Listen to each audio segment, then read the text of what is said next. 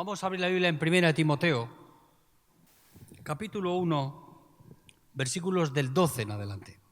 Doy gracias al que me fortaleció, a Cristo Jesús, nuestro Señor, porque me tuvo por fiel poniéndome en el ministerio, habiendo yo sido antes blasfemo, perseguidor e injuriador, mas fui recibido a misericordia, porque lo hice por ignorancia, en incredulidad. Habla Pablo de sí mismo, de su ministerio. No estoy hablando yo del mío, sino Pablo está hablando del suyo. Pero la gracia de nuestro Señor Jesucristo, de nuestro Señor, fue más abundante con la fe y el amor que es en Cristo Jesús. Palabra fiel y digna de ser recibido por todos. Que Cristo Jesús vino al mundo para salvar a los pecadores, de los cuales yo soy el primero. Pero por esto fui recibido a misericordia, para que Jesucristo mostrase en mí primero toda su clemencia, para ejemplo de los que habían de creer en Él para vida eterna.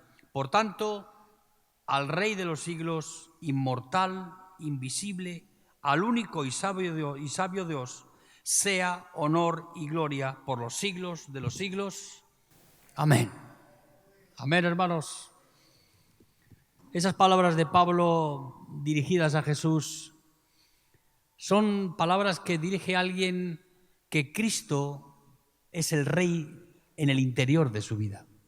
No solamente es el Rey como una declaración que nosotros hacemos. Muchas veces hacemos esa declaración de forma arbitraria, sin contenido en nuestra vida, porque decimos que Él es el Rey, pero Él quiere ser el Rey.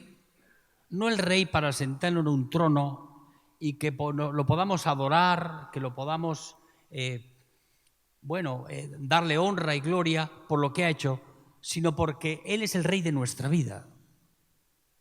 El Rey que vive en mí y ha hecho una obra en mi vida para que ese Rey tenga un lugar donde poder, provocar en nuestra vida, trabajar en nuestra vida y hacernos más como Él todos los días. La experiencia que tiene Pablo con el llamado de Dios en su vida es una experiencia que no nació de haber visto a Jesús. Pablo no conoció a Jesús.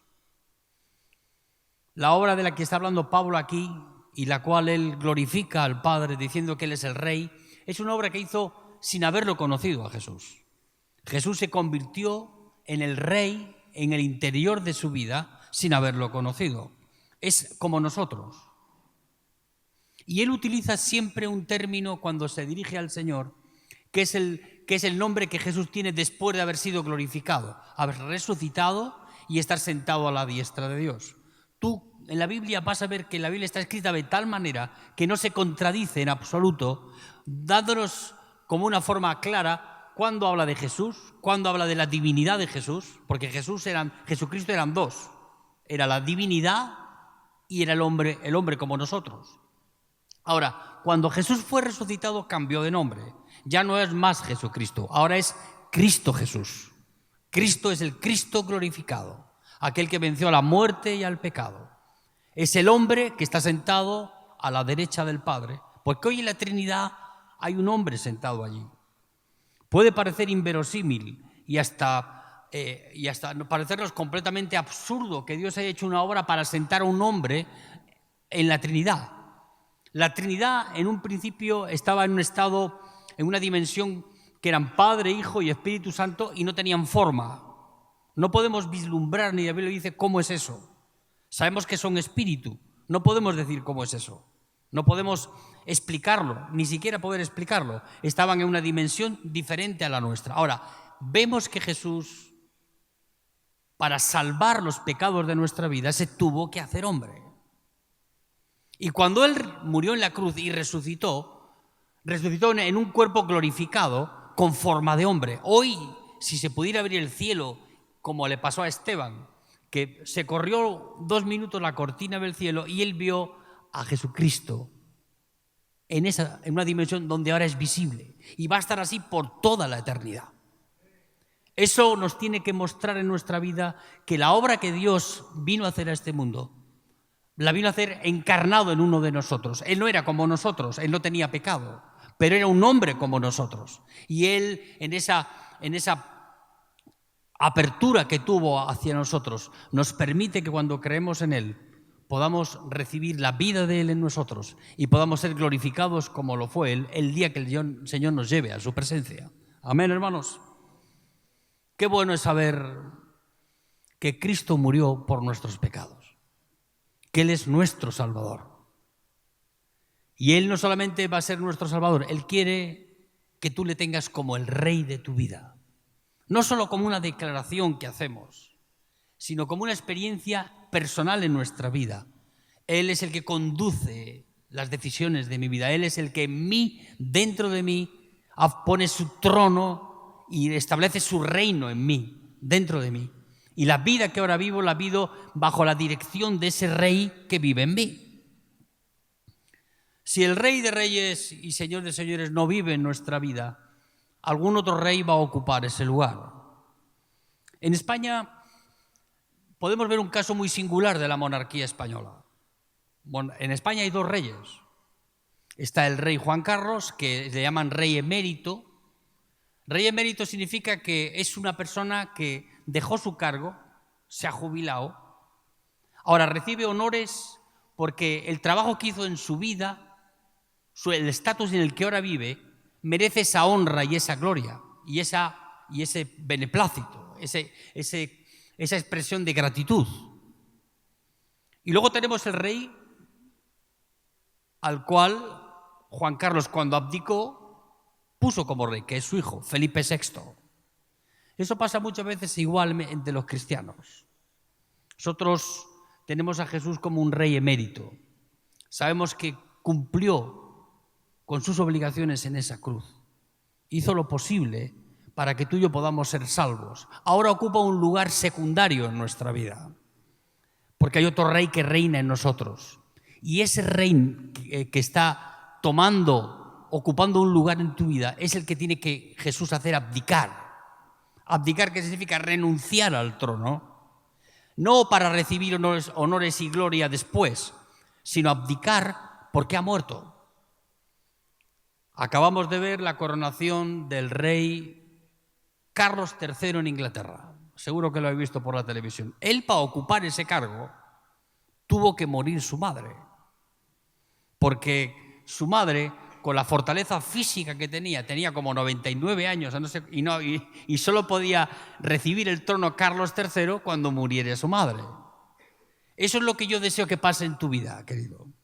A ver si ya te mueres de una vez, pero en Cristo Jesús, y tu vida y la mía comienza a dar los frutos de esa nueva vida que Cristo va a poner en nosotros. Si hay alguien que está a favor de la pena de muerte, ese es Juancho. Juancho está a favor de la pena de muerte. Mi muerte y la tuya. Pero no en la muerte física, sino la muerte en la cruz del Calvario. Es ahí donde debemos hacer más énfasis en nuestra vida. Uno a veces predica, repite la predicación, vuelve a repetir lo mismo, porque es necesario que escuchemos la misma voz, tomemos el mismo camino, tengamos la misma experiencia que tuvo Pablo y que tendremos cada uno de nosotros, para que en nuestra vida podamos glorificar a ese rey que quiere vivir en nuestra vida. Pero si ese rey no vive en ti, nunca podrá forjarse el carácter de Cristo en tu vida. Nunca podrás vencer al pecado. Nunca podrás vencer a tus enemigos. Serás un cristiano sin reputación en ese área. Y eso es un gran conflicto para muchas personas. Tienen a Cristo como un rey emérito en su vida. Le reconocen, saben que hizo una gran obra, murió en la cruz por sus pecados, recibe honor, gloria, pero no reina. No tiene poder de decisión en la vida. El rey Juan Carlos no puede decidir ahora, ni tomar decisiones en la monarquía española para modificar alguna cuestión política en el país. El único que lo puede hacer es su hijo, Felipe VI. Él es un rey de segunda, que está para jubilarse y que se mete en cada conflicto el hombre que no veas tú. Un grupo de turistas norteamericanos quería ir Estaba visitando Europa y visitando todas las monarquías europeas. Y cuando llegó a Suecia, ellos tenían mucho interés en conocer el palacio del rey sueco. Es el rey Carlos Gustavo XVI. Y llegaron al lugar y estaba cerrado. Empezaron a ver si había alguien en el lugar para que, intentar si podían entrar y conocer las dependencias del Palacio del Rey. Ellos tenían mucho interés en ver qué esculturas, qué pinturas, qué grandeza había en ese lugar. Y encontraron allí el jardinero que estaba trabajando en el jardín. Y le dijeron, mira, venimos de tan lejos y tenemos tanto deseo de entrar en el Palacio del Rey, ¿no habría alguna posibilidad de que alguien nos pudiera abrir? Dice, déjame que yo voy a preguntar. Y fue y trajo las llaves de la puerta, abrieron las rejas y pudieron entrar el grupo de cristianos, el grupo de personas, turistas, a ver el Palacio del Rey. El jardinero les iba mostrando una habitación, otro lugar, la sala de espera, y llegaron a la sala del trono del rey. El lugar donde el rey podía recibir a los políticos o a la gente que lo quería visitar o a los embajadores que le venían a rendir, a expresarles su obediencia. Y dentro de la sala había un cuadro colgado del rey. Y una vez las turistas empezó a mirar el cuadro y empezó a mirar al jardinero. Miraba al cuadro y miraba al jardinero y llegaron a la conclusión de que eran la misma persona. Entonces la mujer se acercó al jardinero y le dice, ¿usted es el rey? Le dice, no, yo soy el jardinero. El rey Carlos XVI tenía un hobby que a él le gustaba y tenía pasión por ser jardinero. Y él cuidaba de las flores del jardín del palacio. Es una ocupación inusual en un rey. Los reyes no suelen hacer esas cosas. Ellos están siempre más dispuestos a sentarse en el trono, a mostrar la grandeza del lugar que ocupan, mucho más que ser jardinero. Pero este rey, Carlos XVI, aunque tiene una reputación nefasta por otras cosas, él es jardinero y tiene una pasión de verdad profunda y entusiasta para cuidar las flores de su jardín. Así también es nuestro Dios. Él es rey y Él es el jardinero de nuestra vida, querido, que viene a cuidar las flores de su jardín. Esas flores de su jardín para que no se marchiten. Él las poda, Él las cuida. Él le da el abono oportuno para que puedan crecer. Él hace un trabajo sobre cuidando el jardín que son nuestras vidas. Él es rey, sí es rey, pero Él es el jardinero. Él es el que cuida de nuestra vida. Él es el que quiere producir dentro de nosotros el querer y el hacer por su buena voluntad. Él es ese jardinero precioso que no está tan preocupado en ser agasajado como rey, sino en el cuidado de las vidas de las personas. Y esas personas somos tú y yo, que formamos ese jardín donde el rey con su palacio asombra a todos los que vienen allí. No solamente por mostrarle los lugares donde el rey habita, en su habitación o en la cocina donde come, no. Lo más importante es lo que está fuera del palacio, que es aquello que él hace. Y eso es lo que tú tienes que tener conciencia en tu vida. Tenemos un rey que le decimos rey, rey de reyes, señor de señores. Sabemos aplicar eso muy bien en nuestra declaración de fe en nuestra vida, pero no podemos luego admitir en nuestra vida que Él no se quiere quedar como una exposición declarativa de nosotros. Él quiere ser el rey de nuestra vida. Él es rey, sí, pero es jardinero. Es el que actúa en nosotros, el que trabaja en nuestra vida, el que va podando y cuidando de la belleza de las flores que hay en el jardín. Yo he visto jardines hermosos, en verdad. Dicen que los jardines japoneses son los más hermosos que hay. No sé, no he ido nunca a Japón, pero he visto alguna cosa. Realmente ver la belleza, la plenitud en la que esas esos campos de flores y arbustos que conforman el jardín del rey, ver el entusiasmo que significa para este señor hacer esas cosas. Nuestro Dios es igual. Pero para hacer eso Él se tuvo que encarnar. La encarnación de Jesús en un hombre es todo un misterio de la Trinidad. Él se tuvo que hacer hombre, se tuvo que encarnar, hacerse como uno de nosotros, pero sin pecado. Él era como tú y como yo. Vivía en un cuerpo, había dos naturalezas en él, la naturaleza humana y la naturaleza divina. Hay que ver la grandeza de este Dios que se encarna, siendo el Rey de Reyes y el Señor de Señores, para venir a este mundo a encarnarse en un cuerpo humano, en alguien como yo.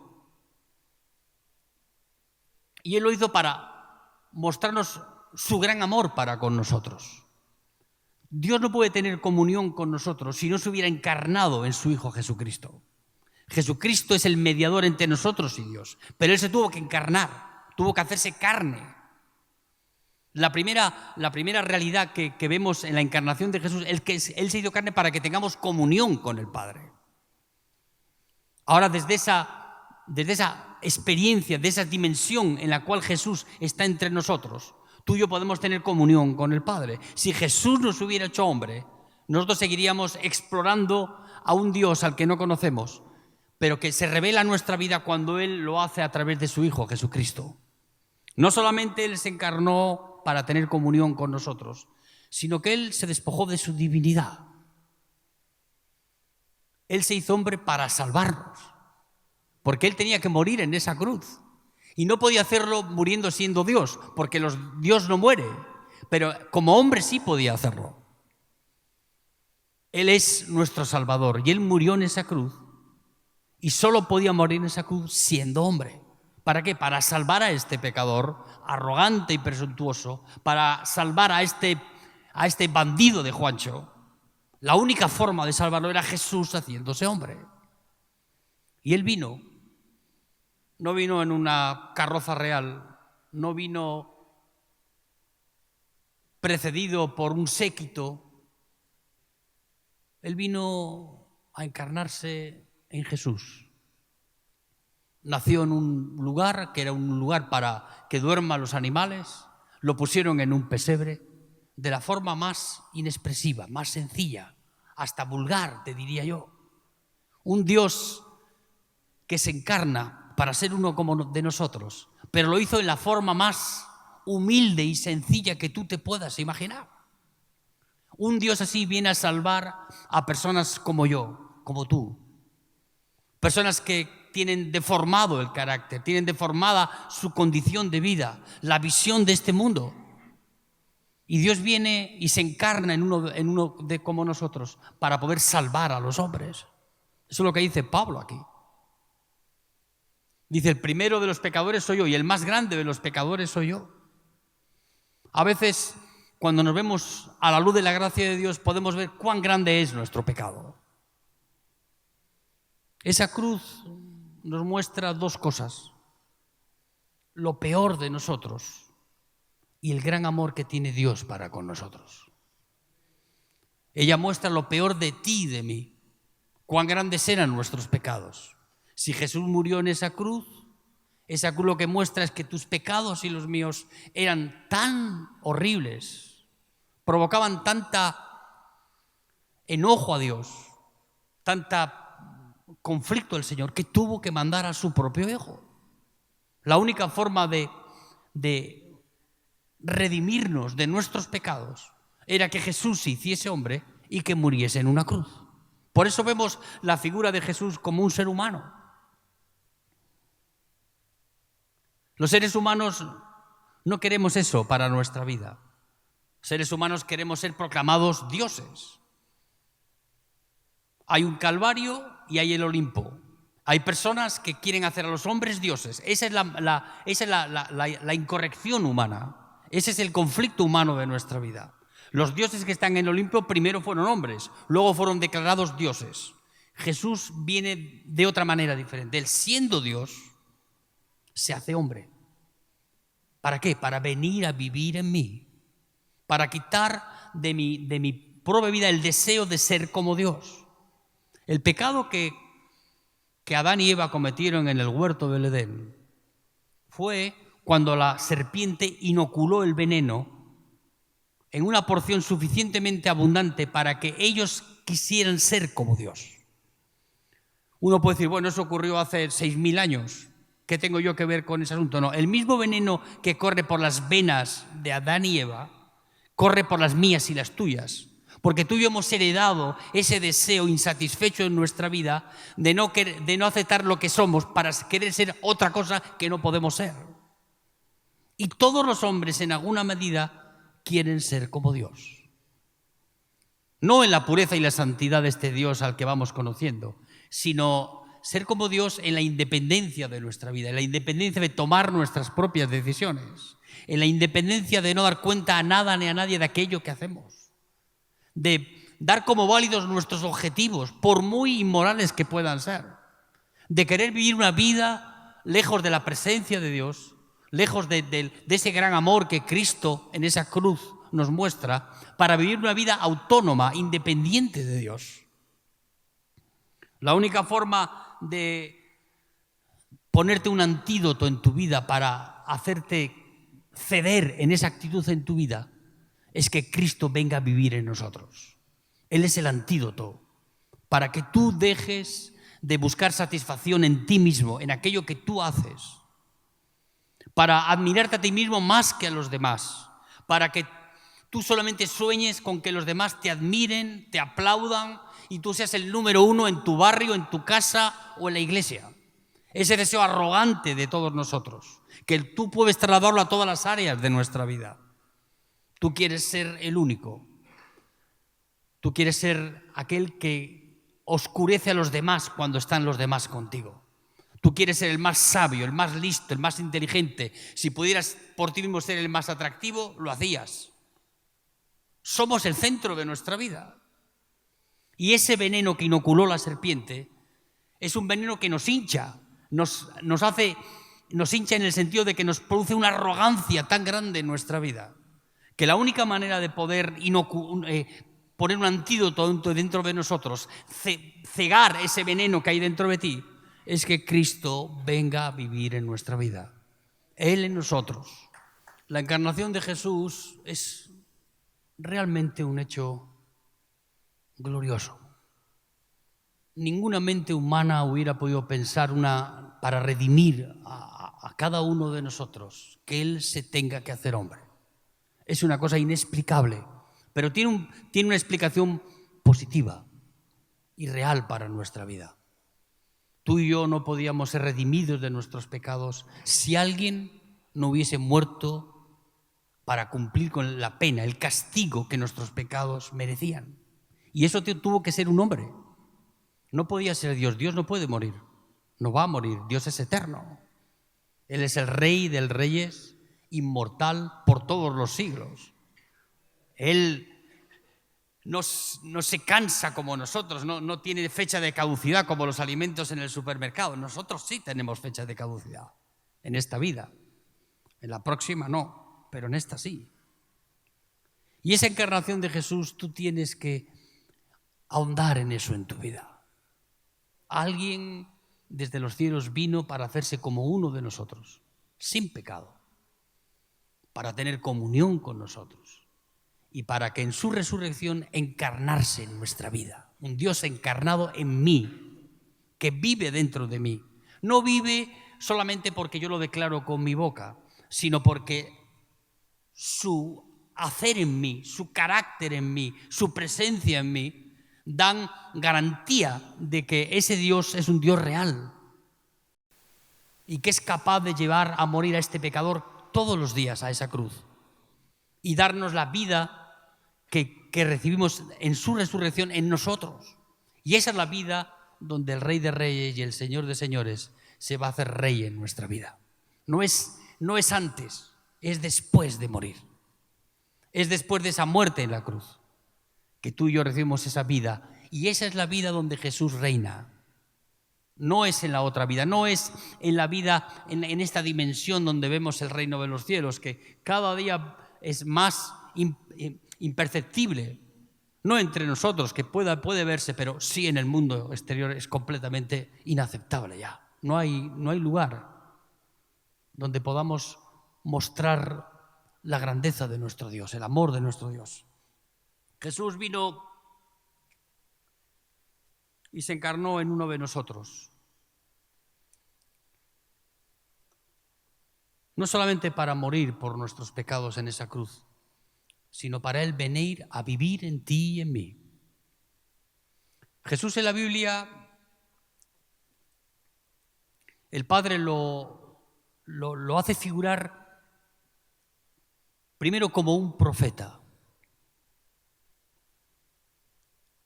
Jesús es el último mensaje que tiene el Padre de salvación para nosotros. En Él se suman la sabiduría de Dios y las palabras que al escucharlas y producir fe en nuestra vida, nos llevan al camino de la salvación en nuestra vida.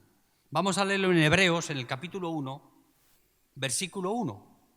Dios, habiendo hablado muchas veces y de muchas maneras en otro tiempo a los padres por los profetas, en estos postreros días nos ha hablado por el Hijo, a quien constituyó heredero de todo y por quien asimismo hizo el universo, el cual, siendo el resplandor de su gloria y la imagen misma de su sustancia, y a quien sustenta todas las cosas con la palabra de su poder, habiendo efectuado la purificación de nuestros pecados por medio de sí mismo, se sentó a la diestra de la majestad en las alturas, hecho tanto superior a los ángeles, cuando heredó más excelente nombre que ellos. Dios ha hablado muchas veces de maneras diferentes, pero los profetas se terminaron. Ahora Jesús habla por su Hijo. Él toma una figura de profeta en el sentido de que solamente las palabras de Jesús pueden llevarnos a redimirnos de nuestros pecados. Él se convierte así en el último mensaje que el Padre tiene para nosotros. Si tú no escuchas el Evangelio, si tú no escuchas las palabras de Jesús, ese es el último mensaje, el último salvavidas para nuestra vida. Rechazar la palabra de Dios es ponernos en contra a Dios de nuestra vida y posiblemente encontrar un camino de condenación para nuestra vida, porque no son tus pecados los que te van a llevar al infierno. Seguramente van a contribuir, sino lo que te va a llevar al infierno es no creer. Y hay un único mensaje. No hay diferentes mensajes que nos llevan al mismo camino.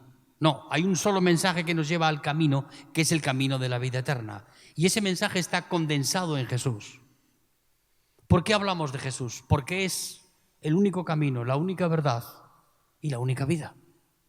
No hay otro fuera de Él. No hay otro sacrificio que pueda ser hecho para librarnos de nuestros pecados. Él en sí mismo se convierte en la última voz audible para que tú y yo podamos ser hechos hijos de Dios.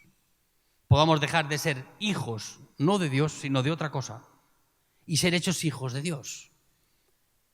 Hechos hijos de Dios, herederos del mismo reino que Cristo y coherederos con Cristo de esa simiente en nuestra vida. No solamente Jesús es un profeta,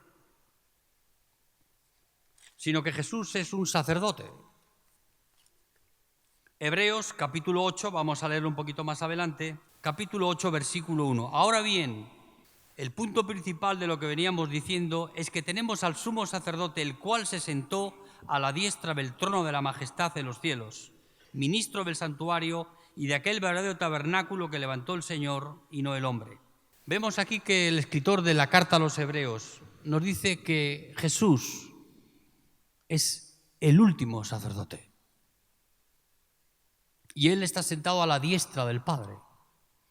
Los sacerdotes en el Antiguo Testamento solo podían sentarse después de haber consumado el último cordero y haber derramado la sangre del animal sobre el propiciatorio del arca. El arca tenía un propiciatorio donde caía la sangre del cordero para ser esparcida después como un símbolo de limpieza en el pueblo de Dios.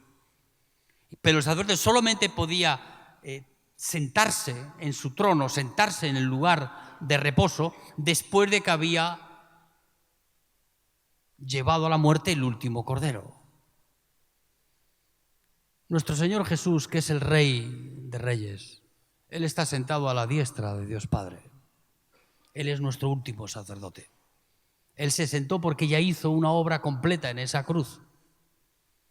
Él derramó su sangre preciosa, no en el propiciatorio del arca, sino en la cruz, en el madero de esa cruz.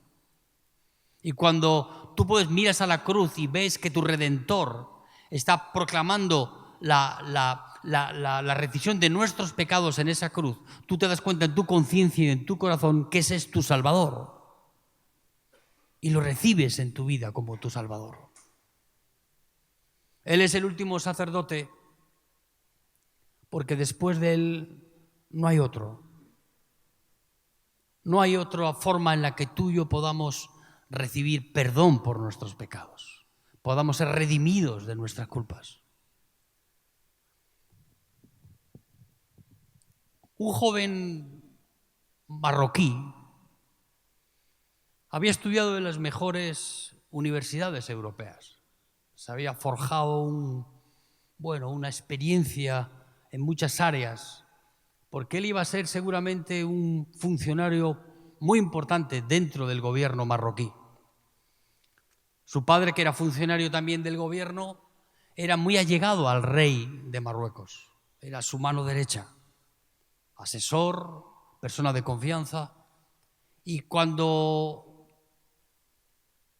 este joven fue llamado por su padre para cumplir los últimos requisitos como musulmán que era, porque era musulmán. Tú te imaginas en una familia musulmana la rigidez con la que educan a sus hijos. Es una rigidez tan estricta que cualquier opción de esos hijos para tomar otra religión que no sea esa es casi como una afrenta hacia la familia, incluso de pena de muerte. Y este joven volvió de nuevo a Marruecos para completar sus estudios de musulmán y cotejar. Le dieron el Evangelio de Lucas para que pudiera cotejarlo con los escritos de Mahoma. Y cuando empezó a leer el Evangelio de Lucas, Dios tocó su corazón y se convirtió. Lo convirtió el Señor. Él cuenta que en sus primeros tiempos de convertido, claro, en Marruecos no hay iglesias evangélicas, no hay Biblias.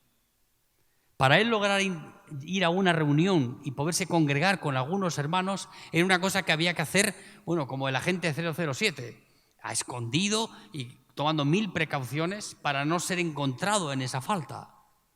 Y él hacía más de 1500 kilómetros para poder congregarse, tener comunión con la misma fe con otros que pensaban lo mismo que él y creían lo mismo. Llegó el día del Ramadán musulmán, que es un mes de ayuno que tienen los musulmanes. Y el padre, siendo él el mayor de los hermanos,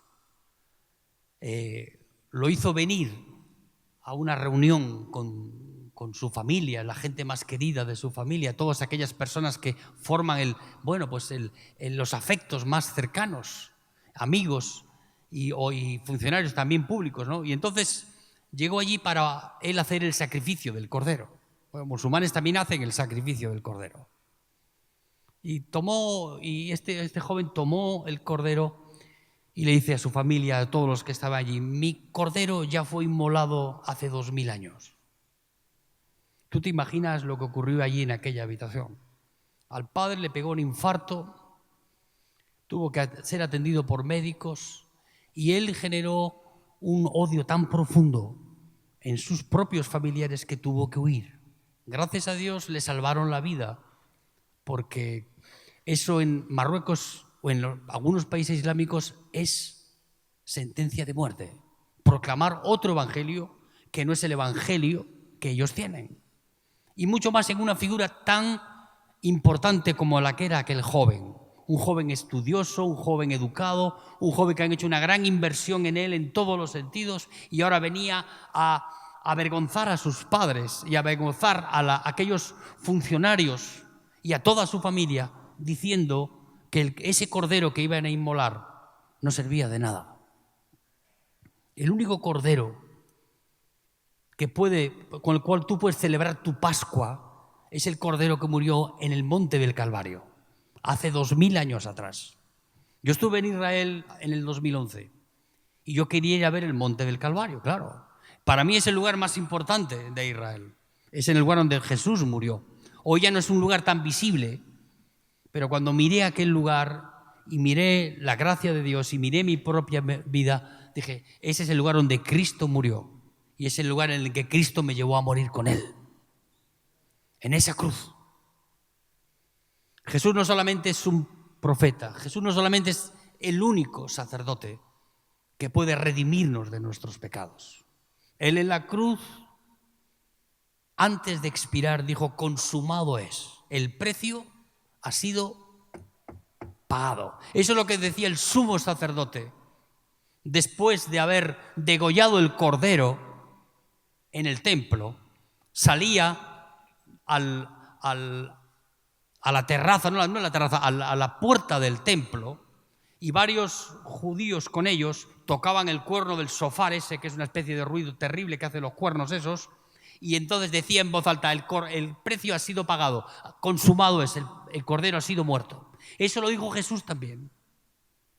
No lo dijo de otro, lo dijo de sí mismo, porque Él es el único cordero. Él es el cordero que expía mis pecados. Él es mi redentor, Él es mi salvador.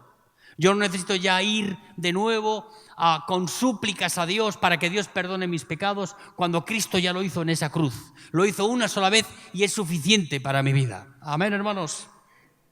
No hay que andar repitiendo todos los días. Si cometemos pecados, abogado tenemos para con Dios Padre, el justo Jesucristo. Vamos a Jesús y Él media entre nosotros y el Padre. Pero Él hace esa obra en nuestra vida para que no tengamos que andar suplicando a Dios, para que no tengamos que andar haciéndole favores a Dios, pagando votos, obligaciones en nuestra vida. A veces la salvación la tenemos que comprar con bulas. Muchos cristianos compran el cielo pagando. Ya pagó Jesús en esa cruz. No hay recurso humano para pagar eso. Nosotros contribuimos a nuestra condenación por nuestros pecados. Yo condené a Jesús a esa cruz. Fueron mis pecados los que le llevaron a morir a Jesús en esa cruz. Y Él hizo de eso una obra completa, no solamente para perdonar nuestros pecados, sino para llevarnos a morir con Él. Lo último que te quiero decir esta mañana, no solamente Jesús es un profeta, no solamente Jesús es un sacerdote, sino Jesús es el Rey de Reyes. Un rey que no se alimenta de honores y de aplausos. Un rey que no tiene corona, tiene una corona de espinas que le pusieron en esa cruz. Todavía ya no vamos a ver la corona, pero sí vamos a ver las marcas en su frente. Y vas a ver los estigmas que le dejó tu pecado y el mío en su cuerpo. Y esos estigmas estarán así por toda la eternidad. Cuando tú veas al Cordero de Dios, vas a ver a ese Jesús crucificado, lleno de latigazos en sus espaldas, desfigurado completamente. Y está sentado ahora a la diestra del Padre, para que cuando tú y yo lleguemos allí a la presencia de Dios, la única manera de poder mostrarnos ante ese Cordero es tirando nuestra corona a sus pies, como dice la palabra de Dios. Es dándole honra y gloria, porque cuando lo veas a Él, vas a ver al jardinero que ha cuidado de ti. No solamente, y no vas a ver al rey agasajado por billones, vas a ver al Cordero de Dios con las marcas de tu pecado sobre su cuerpo.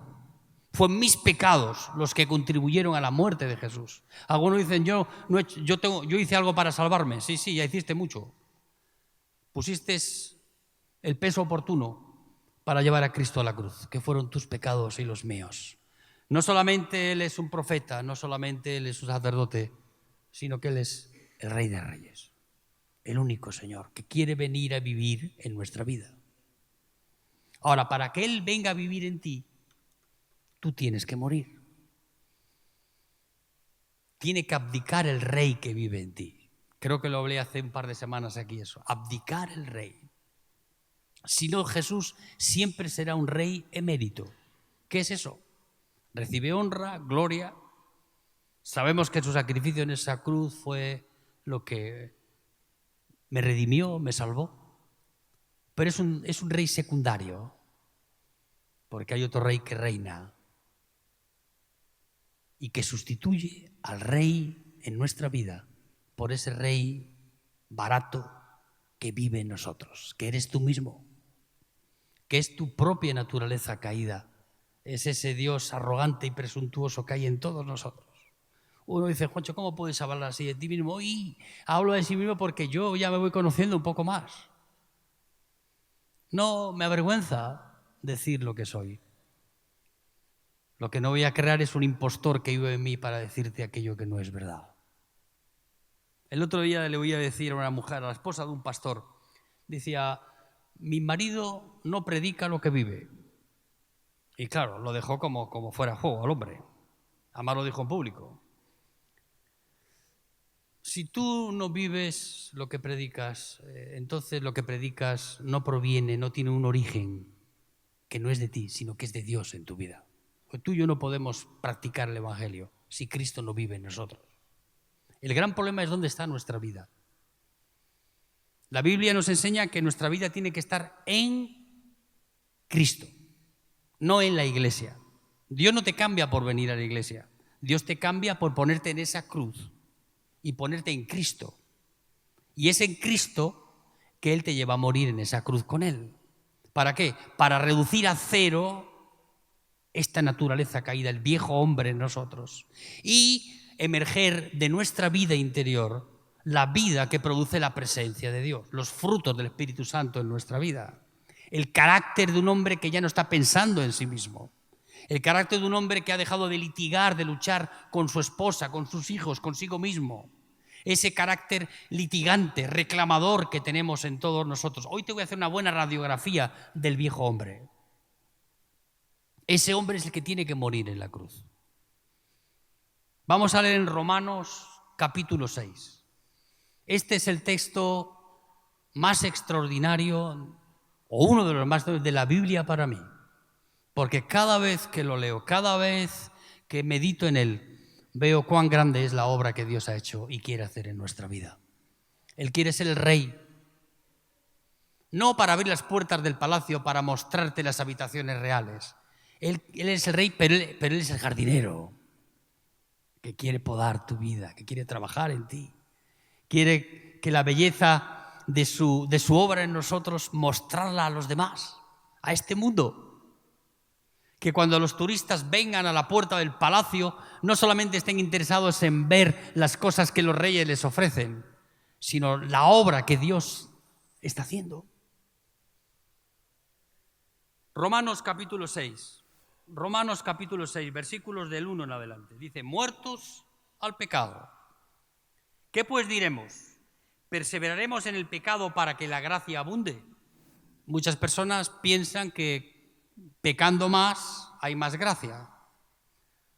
Entonces podríamos pensar, decir, bueno, pequemos todo más de lo que hacemos para que haya más gracia y así la gente se convierta. No, pero esa es una idea egoísta de nuestra vida. No va a funcionar. Pablo le está diciendo aquí a los romanos lo que yo quiero decirte a ti en esta mañana. ¿Perseveraremos en el pecado para que la gracia abunde? Y Pablo empieza ya a desconstruir esta idea de que el pecado, podemos convivir con el pecado en nuestra vida y que no hay una sentencia de muerte para este viejo hombre pecador que vive en nosotros, para este ser arrogante y presuntuoso, que lo único que desea es ser aplaudido, admirado, tenido en cuenta. Ay, cuánto se sufre cuando los demás no te tienen en cuenta, los demás no te valoran, ¿verdad? Es un conflicto en nuestra alma. Nosotros no vivimos delante de Dios, vivimos delante de los demás para ver cómo podemos hacer para que ellos nos acepten. Y vives una doble vida. Cristo quiere romper eso en nuestra vida para que tengamos como realidad en nuestra vida el amor de Cristo, que Él sí nos acepta y sí nos ama. Para que tú no tengas que andar mendigando el amor de nadie y tú seas identificado en ese amor que Dios tiene para contigo, para que tú puedas tenerlo para con los demás. Pero bueno, vamos a seguir adelante, no quiero engancharme ahí. En ninguna manera, porque los que hemos muerto al pecado, ¿cómo viviremos aún en él?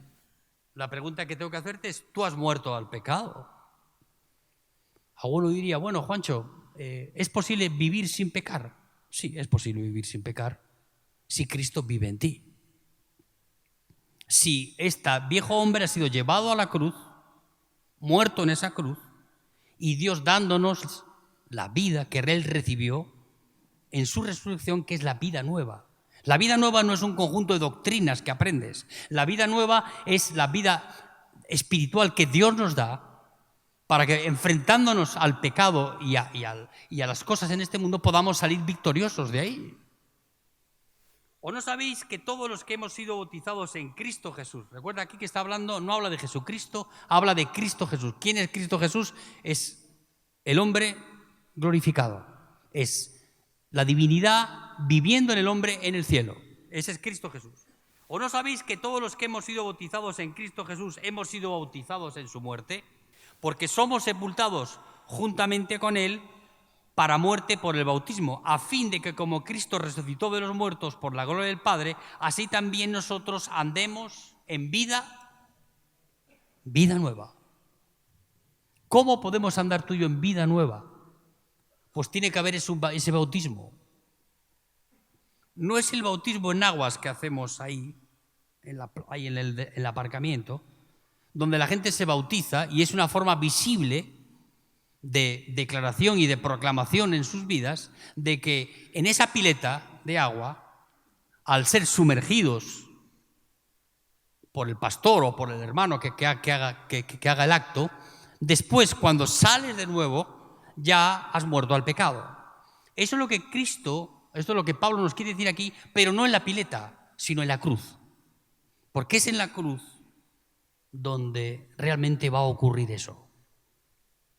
Juancho, si en el Calvario no había agua, hasta Jesús pidió agua, tenía sed, no había agua.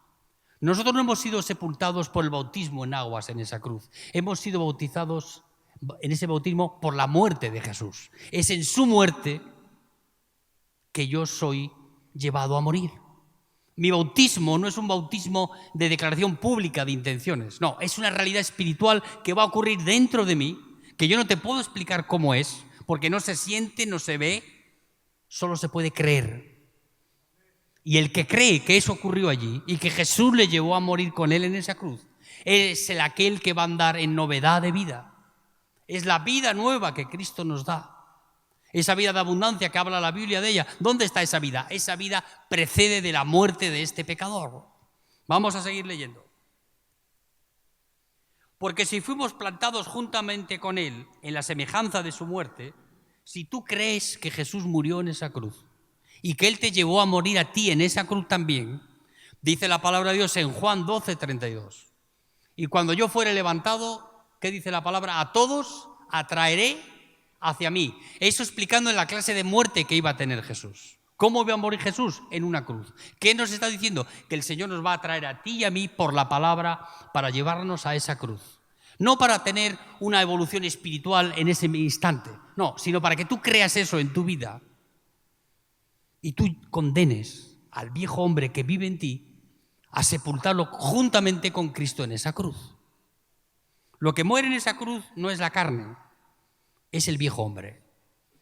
Es el rey que vive dentro de nosotros. Ese rey insatisfecho, inseguro de sí mismo, que solamente vive para sí, que solamente concentra sus energías en aquello que hace. Ese Cristo es el que lleva a morir. Dice, porque si fuimos plantados juntamente con Él en la semejanza de su muerte, así también lo seremos en la de su resurrección. Si Él nos lleva a morir con Él en su muerte, Él nos lleva a llevar a morir, a vivir con Él en su resurrección. O sea, Él me lleva a morir con Él y después me lleva a resucitar con Él. ¿Cómo? En su muerte y en su resurrección. Ahí vemos cómo somos identificados con Él, tanto en su muerte como en su resurrección. ¿Y por qué es eso bueno para nuestra vida? Porque ese es el proceso de llevar a morir a este bandido que vive dentro de nosotros. Ese genera tantos problemas, conflictos de toda naturaleza, con tus hijos, con tu mujer, con el pastor. Ese ser implacable que vive dentro de ti, reclamador como ninguno.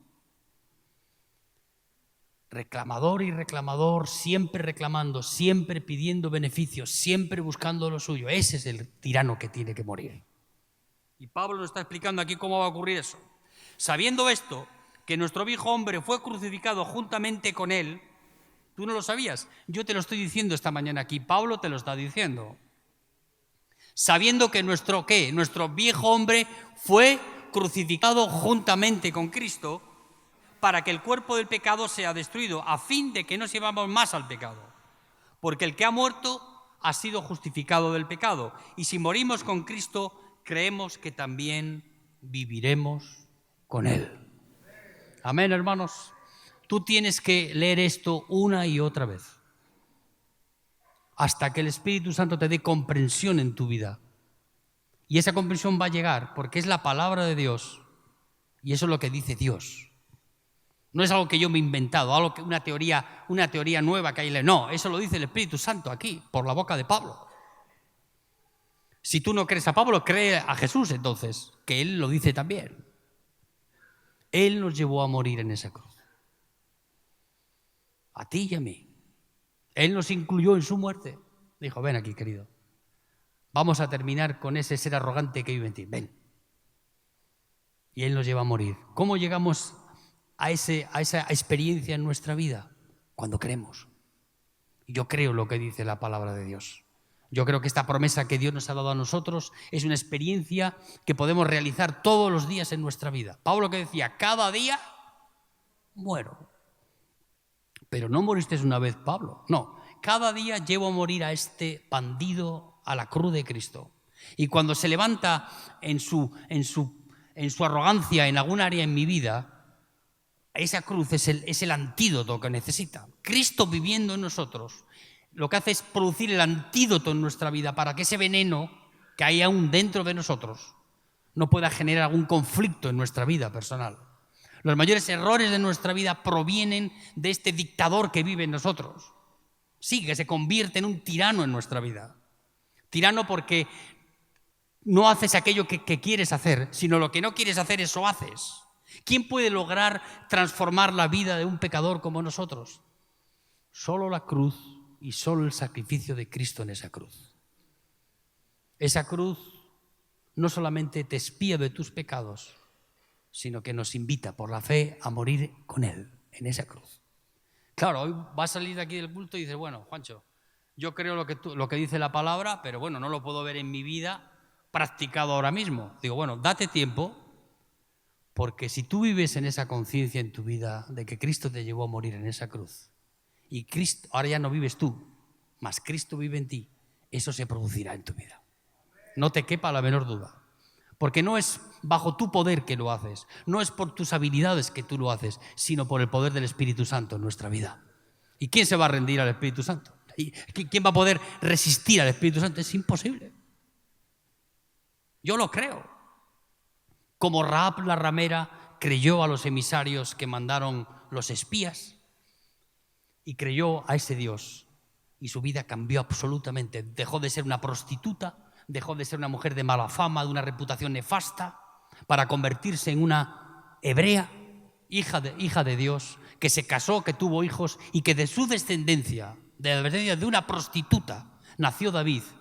Y David engendró hijos y el último de su descendencia fue nuestro Señor Jesucristo. Jesucristo viene del linaje de una prostituta. Cuando tú crees en Jesucristo en tu vida, Dios pone esa simiente en ti. Yo no sé si era porque la prostituta esa, pero casi. Ahora, de la simiente de la vida de Dios en nosotros, de su restauración en nuestra vida, de la renuncia a nuestros pecados y de la posibilidad de poder vivir en la santidad de Dios, es donde la simiente de nuestra vida se convierte en una semilla de vida. Y predicamos el Evangelio y la gente recibe al Señor en sus vidas. No le acepta, no. Tú no buscas en la Biblia, no vas a ver que tenemos que aceptar nada. Él nos tiene que aceptar a nosotros, no nosotros a Él. Él es el que me recibe a mí. Me recibe para completar su obra en nuestra vida. ¿Cuál es esa obra que quiere hacer?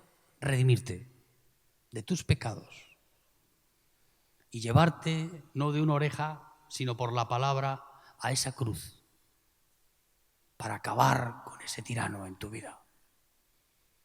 Ya no, tus peleas no serán aquellas peleas gloriosas que tenías con aquellas personas que estás enfrentadas. Hay personas que se autoexaltan cuando pelean y dan luchas con personas. Digo, está bien, bueno, podemos hablar de ideas. Ahora, salirme con la mía siempre y ser el más presuntuoso de la familia, eso no me va a ayudar en nada, sino que va a generar mucho más conflictos en mi propia vida. Jesús, en su bautismo, no de agua, sino el bautismo de esa cruz, es donde sepulta a este bandido y permite, por la gracia de Dios, que en mi muerte, no es que tengo que hacer una plegaria diciendo, Señor, mátame, no, eso no hay que hacer ese tipo de cosas. Lo que tienes que hacer es creer. Y cuando tú crees, cuando el Espíritu Santo te revela esta verdad en tu vida, comienza una luna de miel con el Señor en tu vida. ¿Tú sabes lo que es eso? Eso es la experiencia más gloriosa que ningún ser humano puede tener. Una luna de miel con tu Creador, con el Rey que vive en tu vida, que ahora es Rey en tu interior, en tu vida personal. Y puedes lograr, a medida que va trabajando Él en tu vida y tú vas renunciando y tomando la actitud correcta, a ser una persona que pueda ser testimonio de ese Cristo que vive en nosotros. Amén, hermanos.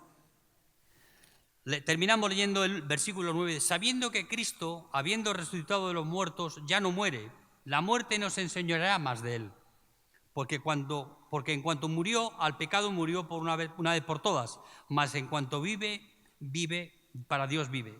Así también vosotros consideraos muertos al pecado, pero vivos para Dios en Cristo Jesús, Señor nuestro.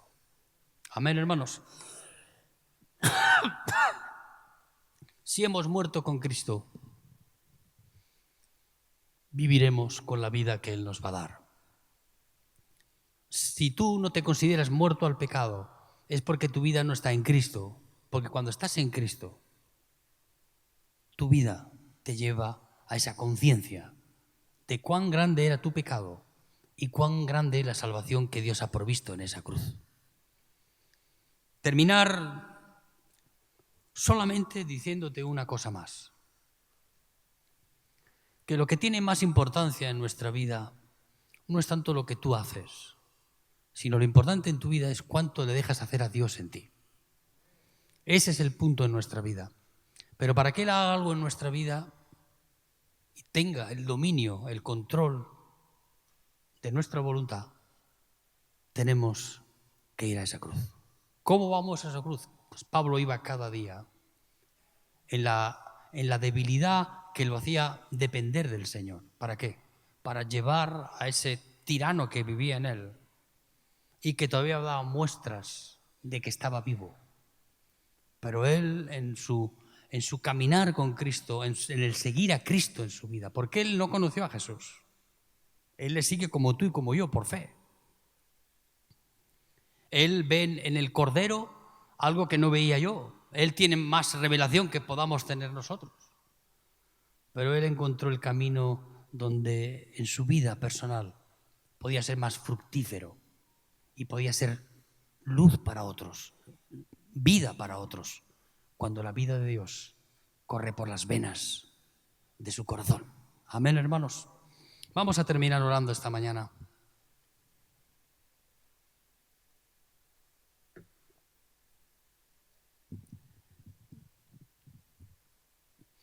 Y reflexionando a cada uno de nosotros en nuestra vida,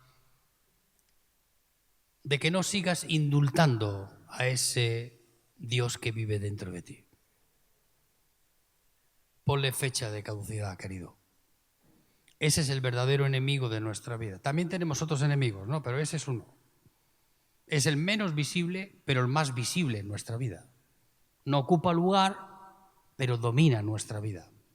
El Señor también no ocupa lugar, pero sí hace que cuando Él vive en nosotros, manifieste en nosotros que su vida, la vida nueva, la vida de la simiente de esa vida nueva está creciendo en nosotros.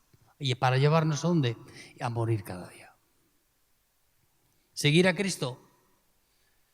Yo pensaba en los discípulos. Señor, te seguiré a donde quiera que vayas. Yo digo, ¿cómo puedes decir eso a una persona? Señor, hasta la muerte te seguiré. Ellos habían visto una cosa en Jesús que yo no me había dado cuenta. Él era su Salvador. ¿Cómo no vas a seguir a tu Salvador? ¿Cómo no vas a rendirle tu voluntad y tu corazón al Señor? No solamente Él te salva de ti mismo, sino que te salva de tus pecados, y para completar la justicia de Dios nos lleva a morir a nosotros. Tú sabes que Dios es bueno y justo y que no tiene por inocente al culpable. Tú y yo llegamos a esa cruz siendo culpables. Que te redima de tus pecados no es que te indulte de lo que tú eres. No, el indulto no existe. Existe el perdón en esa cruz. Pero para matar, para cumplir con la ley y satisfacer la justicia de Dios, yo tenía que ser llevado a esa cruz a morir. No Jesús, yo. Y eso también lo hizo Jesús. Para ti y para mí. ¿Por qué lo hace así? Porque es la única manera posible en nuestra vida de vencer al que no quiere ser vencido. De llevar a la cruz a ese que no quiere morir. La iglesia es un lugar donde hay personas vencidas. Estoy rodeado de un ejército de vencidos por Jesús, de vencidos por Él, por su amor, y llevados a esa cruz para glorificar al Señor. Si en algo decía Pablo, me puedo gloriar es en la cruz de Cristo, decía Pablo, porque el mundo me es crucificado a mí y yo estoy crucificado al mundo. Palabras casi inefables de Pablo, de la experiencia de este hombre con su realidad, con su vida personal, con los pecados que tenía que afrontar. Pero una experiencia gloriosa para él. Espero que también lo sea para ti en esta mañana. Y que tú encuentres el camino de la cruz, que no está tan escondido y que tantas veces te compartimos aquí desde este púlpito. No hay vida nueva sin la muerte del bandido. No hay vida nueva. Y no puede vivir Cristo como rey emérito en tu vida. Si hay otro rey, lo tienes que quitar. Y el Señor lo va a hacer abdicar. No te quepa la menor duda. Amén. Ponte de pie y vamos a orar. Padre, queremos darte gracias una vez más, Señor. Porque sabemos de la eficacia de tu sacrificio, Señor. No es meramente un sacrificio incompleto, sino que tú hiciste en esa cruz aquello por el cual el Padre te envió ahí, a morir por nuestros pecados y a llevarnos por amor a esa cruz y a despojarnos de ese viejo hombre que vive en nosotros, de esa naturaleza caída que vive en nosotros, de ese ser arrogante, presuntuoso, que todavía domina nuestro carácter, nuestra actitud. Señor, que no sean esas las rebeldías que nos pongan confrontándonos contigo. Trabaja en nuestra vida para podar esta flor, Señor, y producir belleza en ella con tus manos, Padre. Toma la masa de barro en tus manos, Señor, y haz como el alfarero. Dale forma, que tenga utilidad, Señor, que en ella pueda conservar lo más precioso de ti, que es tu presencia, Señor. Dios mío, derrama de tu gracia esta mañana aquí y trae comprensión a nuestra vida de estas verdades, Señor. Nosotros queremos entender lo que tú quieres decir, pero para eso tenemos primero que creer en aquello que tú dices. Señor, tomamos tu palabra esta mañana para apropiarnos de ellas en nuestra vida y decirte, Señor, que tú nos llevaste a morir en esa cruz y que tú ahora nos vas a dar esa vida nueva, Señor. No como mérito por haberlo hecho, no como regalo para nuestra vida, sino como una gracia que tú nos ofreces para poder vivir este evangelio, Señor. Derrama de tu gracia, de tu amor en este día en nosotros.